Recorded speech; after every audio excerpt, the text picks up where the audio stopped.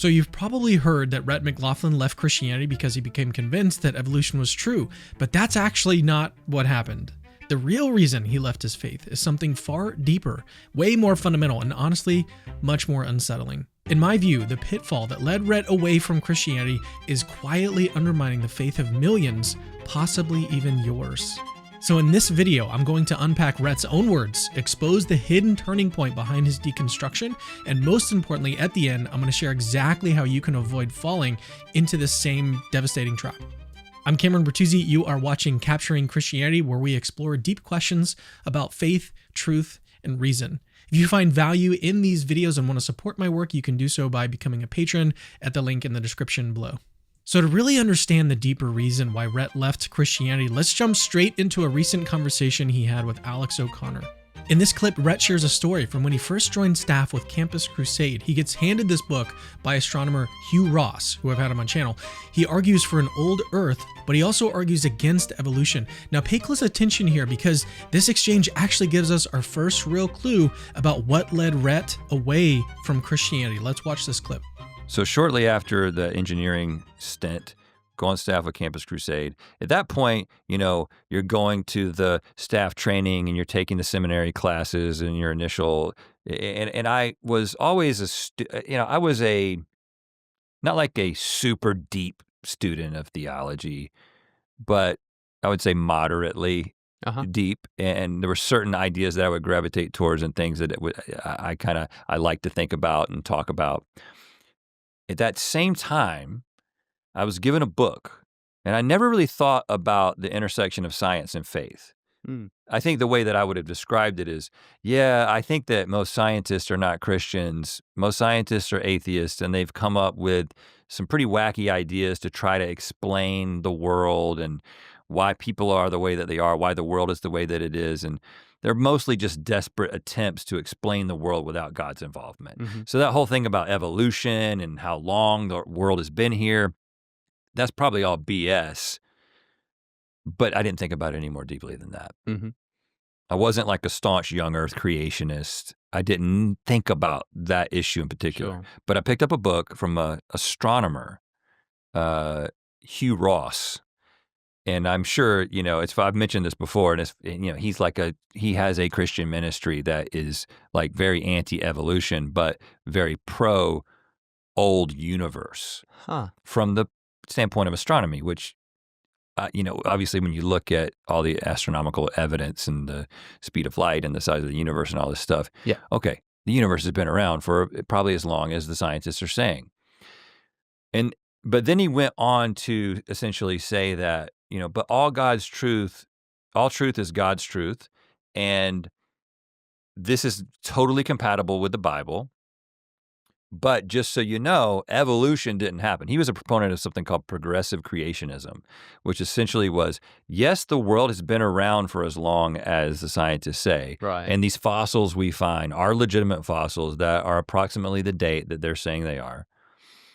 But God was creating new batches of creatures, special creations at different stages throughout the history of the world. Whoa. And then ultimately resulting in the creation of people. So why? Great question. Great question. So I remember thinking as I'm reading this, I'm like, it's the first time I ever thought about there being some reconciliation between what we observe in science and my belief about the world. And I just remember thinking, this doesn't feel like a good explanation. All right, pause the video. So notice how Rhett's first reaction here is hesitation. He doesn't like progressive creation. He's not comfortable with it, but he starts to sense some sort of like tension. Here's something that is crucial to notice here. This discomfort with progressive creation is actually a distraction. It's easy to think that Rhett's main problem is that Hugh Ross's approach feels awkward or unsatisfying, but that's not the real issue. In fact, it's entirely possible to be a fully convinced Christian and think progressive creation is a bit weird, or even just reject the view outright.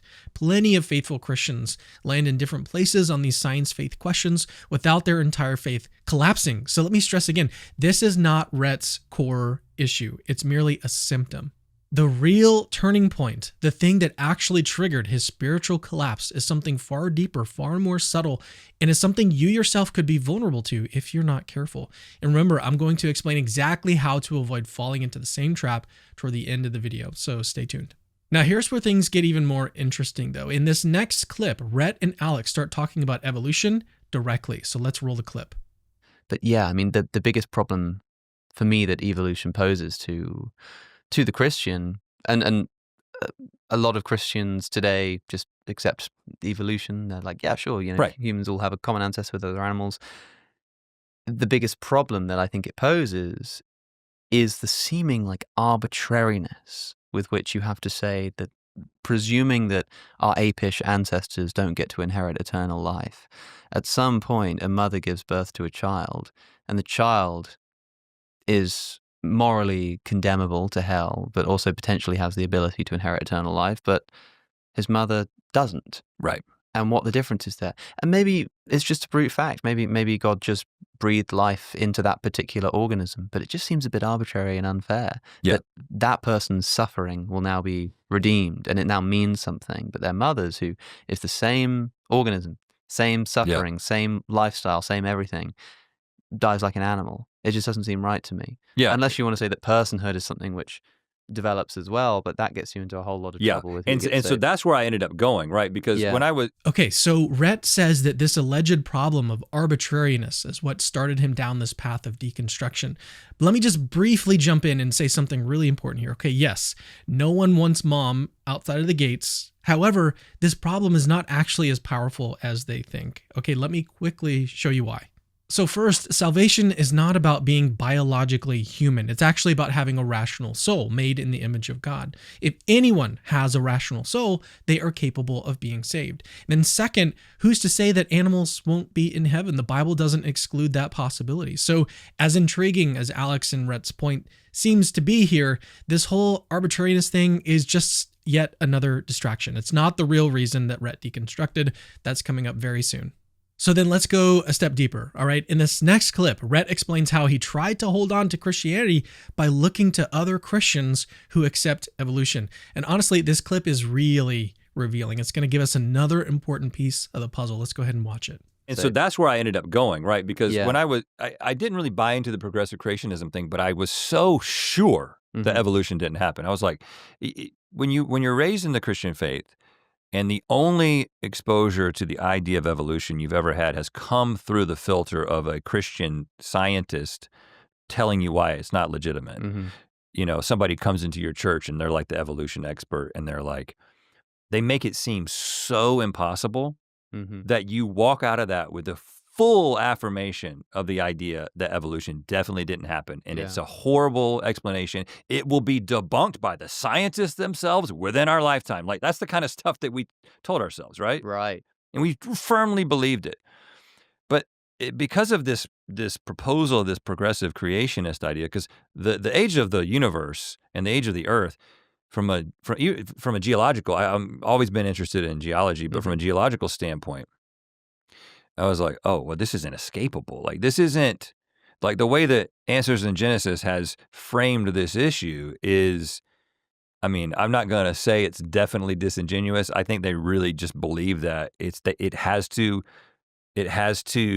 you know, be consistent with the Bible, and so they're just willing to just completely reshape everything that they're seeing in light of that.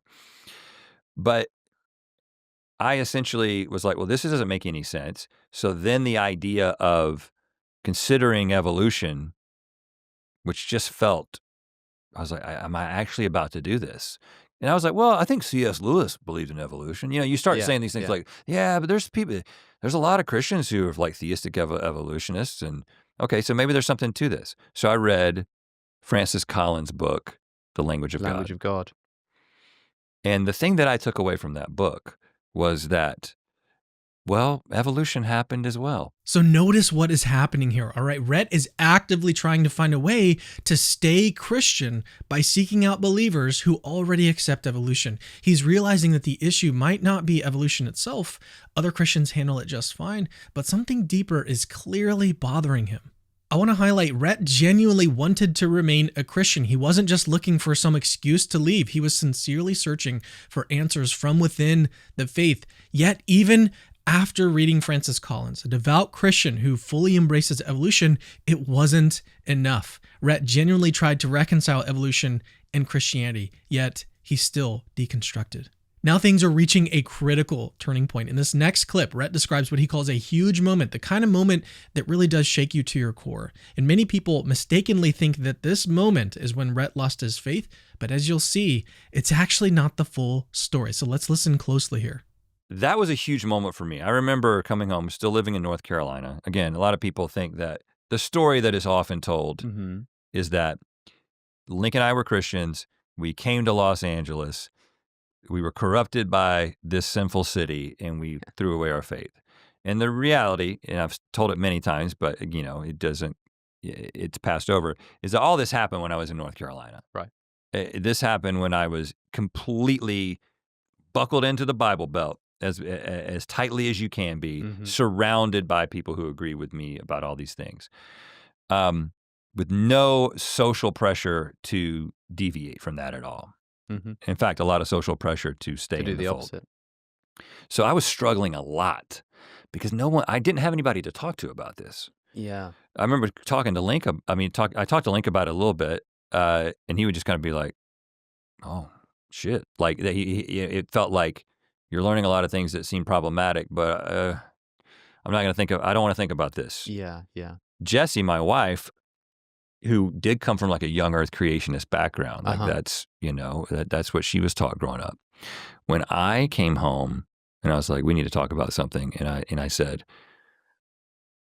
I am thoroughly convinced that evolution is true and that we are related to every other animal. I believe in common ancestry. And I just think that it is not just, I sort of think it's true.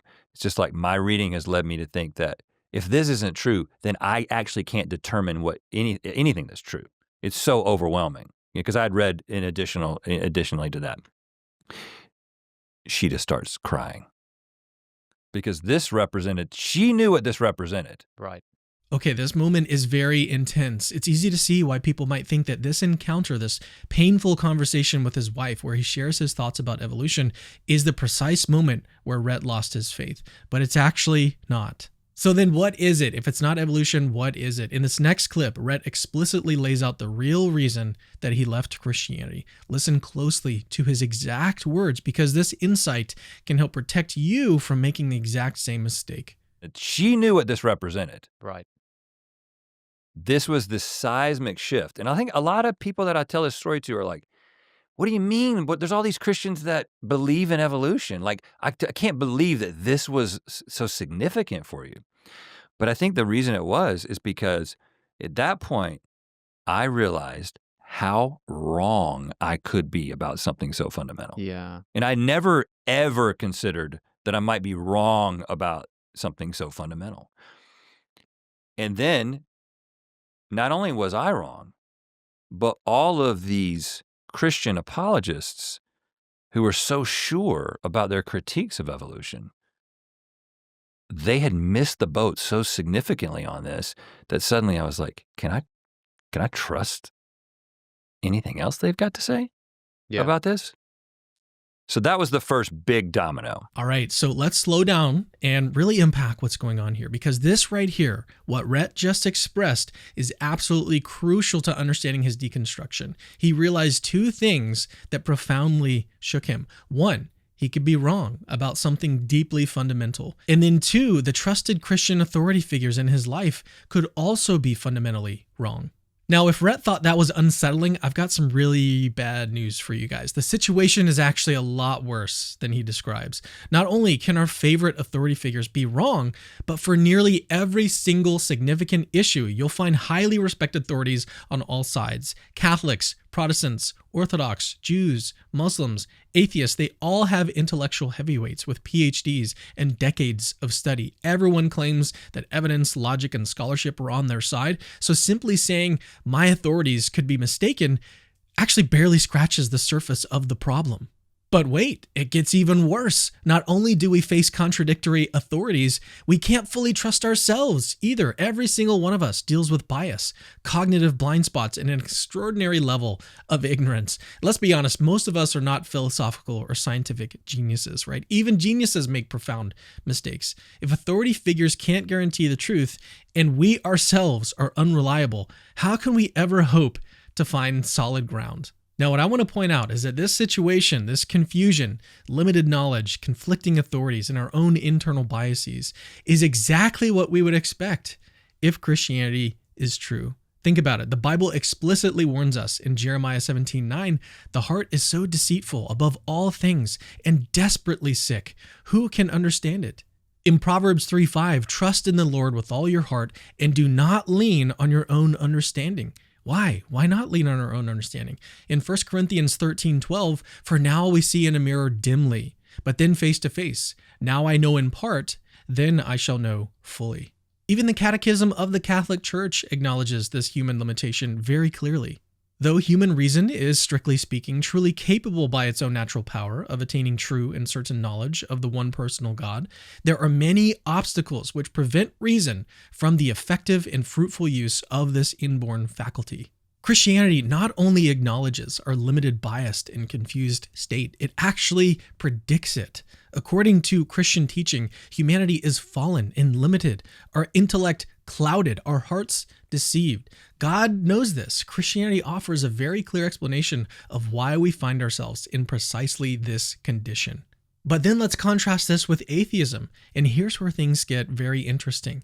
If atheism were true, why would we expect a universe that appears orderly and intelligible at all?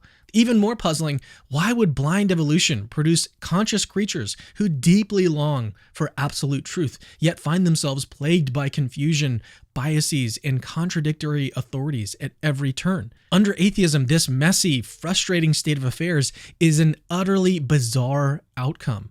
But under Christianity, it's exactly what we should expect. In other words, Rhett's biggest reason for leaving Christianity is actually a reason to embrace Christianity even more strongly. Yes, we can't fully trust authority figures alone. Yes, we can't fully trust ourselves. But this doesn't drive us away from Christianity. It points us directly toward God Himself as the one true, reliable authority. That's how Christianity solves Rhett's dilemma. And that's why this deeper problem he identified, which is way worse than he actually explained, is actually very strong evidence for Christianity, not against it. Now look, I get it. Realizing that you and the authorities that you've trusted can be deeply mistaken is unsettling. It can even be painful. But here's the encouraging truth. The search for a reliable authority actually points to something profoundly beautiful. It reveals our deep, intrinsic need for an authority that never fails, one that we can fully trust, and ultimately that authority is God Himself. When we reject unreliable human authorities, even if we don't realize it, we're actually moving closer to God, the one fully trustworthy source of truth. So don't despair if you've had doubts like Rhett. Use them to draw nearer to the one who can bear the full weight of your trust. Now, having said that, if you want robust, convincing evidence for Christianity's central claim, the resurrection of Jesus, I strongly encourage you to watch my comprehensive 3-hour interview linked down in the description. It'll equip you with exactly the kind of foundational certainty Rhett was desperately seeking. And finally, if you find value in the content that I am creating here, I invite you to join our Patreon community. Your support makes videos like this possible, allowing us to continue exploring, defending, and confidently sharing the truth about Christianity. You can find the Patreon link in the description below. By the way, Christianity is true.